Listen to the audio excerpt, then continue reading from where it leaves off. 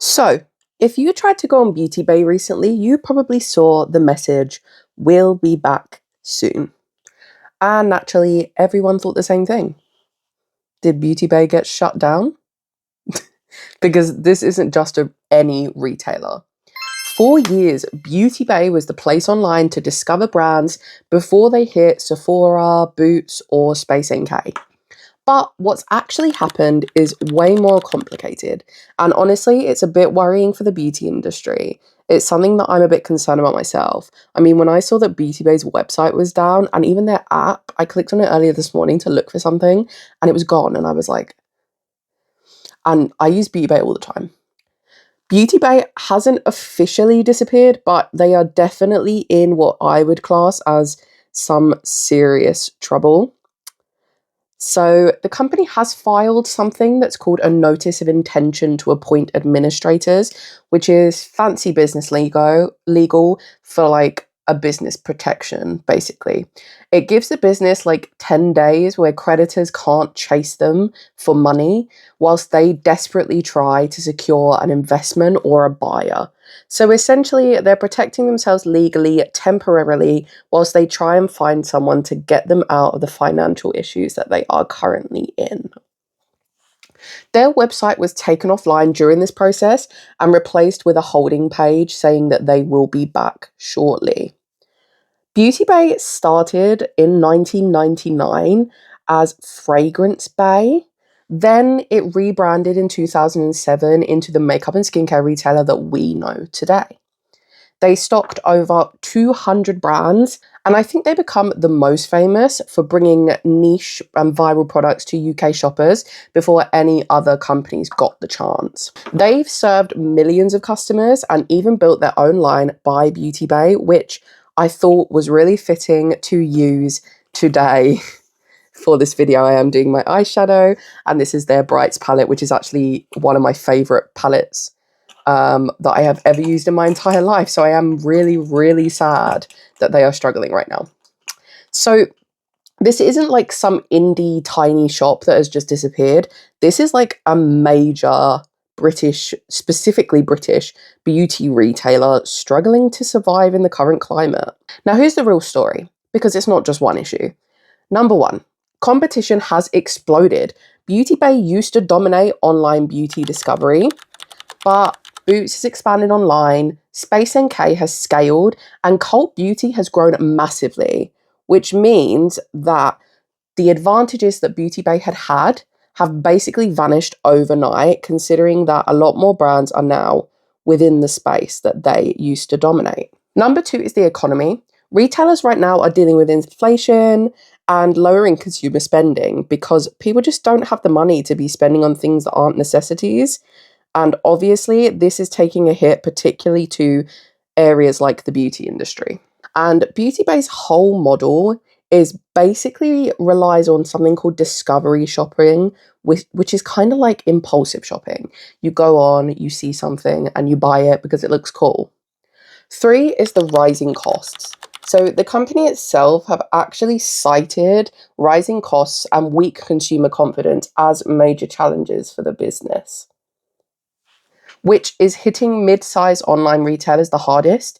Surprisingly, it's not hitting smaller indie brands and not massive global corporations anywhere near as much as mid-size brands.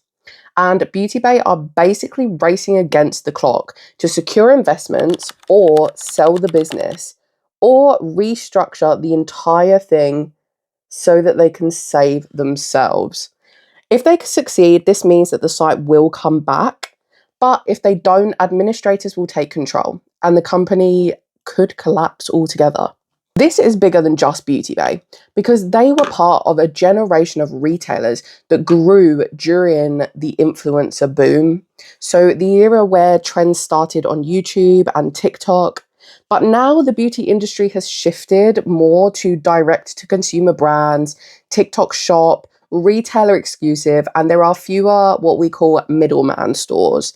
And Beauty Bay is one of those middleman stores. For creators especially, Beauty Bay was often the first retailer to stock their favorite viral products. And losing retailers like this changes the beauty space so much, and it changes the way that new brands are getting discovered. I'm particularly shocked by this because I went on there recently and saw that they had actually added a few new brands. So it is shocking to me that they have gone from adding new brands onto the store and all of a sudden being basically on the verge of going into administration. I shopped from there not that long ago. So when I opened the shop yesterday and saw that everything was down, not only was I incredibly sad because it's one of my favorite beauty retailers of all time, but I was really, really surprised. Beauty Bay thrives in this era of industry-led makeup where people are seeking the easiest way to find the things that they want. However, right now, I would say the easiest way is TikTok Shop because you can just click on the person's video, click the little link down below and automatically be taken to the exact thing that you're looking for, which obviously going off of the app, going on to Beauty Bay and doing all of those in-between steps is no longer the easiest way to find the things that we look for online. So in short terms, Beauty Bay hasn't officially died yet, but it is in the most dangerous stage that a company can be in its corporate life. The stage where investors have to decide whether it's worth saving or letting the entire business die.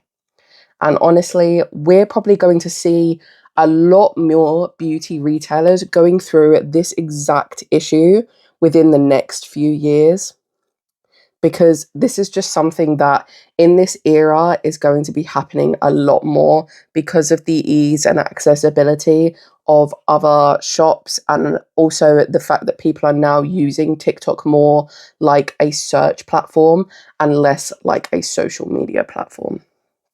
So I need to ask you guys, do you think that Beauty Bay will survive? Or is this the end of that era of online beauty shopping? Because honestly, I feel like this is definitely a major turning point for these kinds of brands, these middleman brands, where I think we're going to be seeing a lot of them dropping off, especially ones that don't have a more in-person presence. Like with Sephora, if you see a Sephora out in store, you are more likely to remember they exist and to shop from them more often. Whereas Beauty Bay is one of those things where, unless you're a regular consumer, you're probably not even going to remember they exist. So look at this beautiful eyeshadow. This is all done with a Beauty Bay eyeshadow palette, which is one of my favorite eyeshadow palettes I own. It is their Brights eyeshadow palette. This is all the colors in it. And let me know down below your thoughts on Beauty Bay, on the potential for them to go into administration, and on the circumstances right now of their business. Have a good day, guys. It was lovely to see you. Goodbye.